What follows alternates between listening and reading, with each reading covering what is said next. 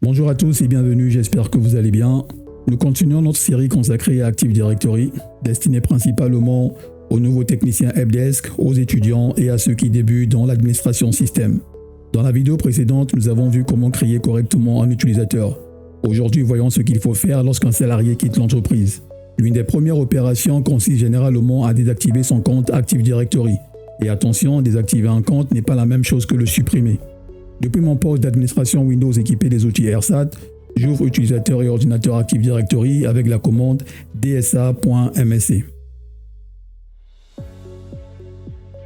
Je retrouve mon domaine techlab.local où je recherche notre utilisatrice Claire Martin, dont l'identifiant c'est Martin.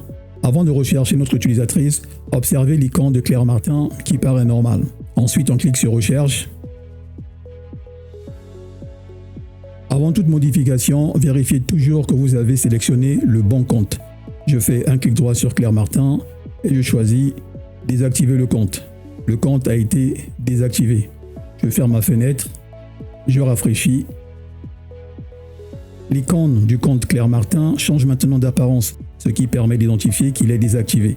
À partir de ce moment, le compte ne peut plus être utilisé pour effectuer de nouvelles authentifications auprès d'Active Directory, mais le compte n'est pas supprimé. Ses informations et ses appartenances au groupe sont conservées. C'est pour cette raison qu'en entreprise, il est généralement préférable de désactiver un compte avant d'envisager sa suppression. Certaines organisations déplacent ensuite les comptes désactivés dans une OU dédiée, par exemple appelée « Utilisateur désactivé ». La procédure dépend bien sûr de l'organisation.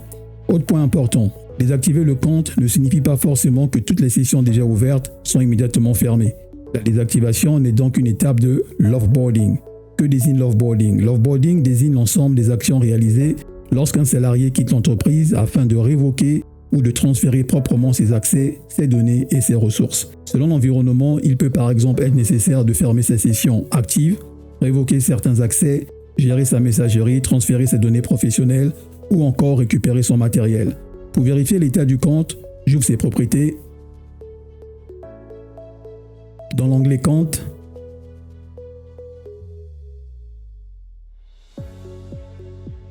je peux voir que l'option « Le compte est désactivé » est cochée. Retenez ceci. Lorsqu'un salarié quitte l'entreprise, évitez de supprimer immédiatement son compte. Désactivez-le d'abord, puis appliquez la procédure de départ définie par votre entreprise. Dans la prochaine vidéo, nous verrons ce qu'est une unité d'organisation et pourquoi elle est importante dans Active Directory.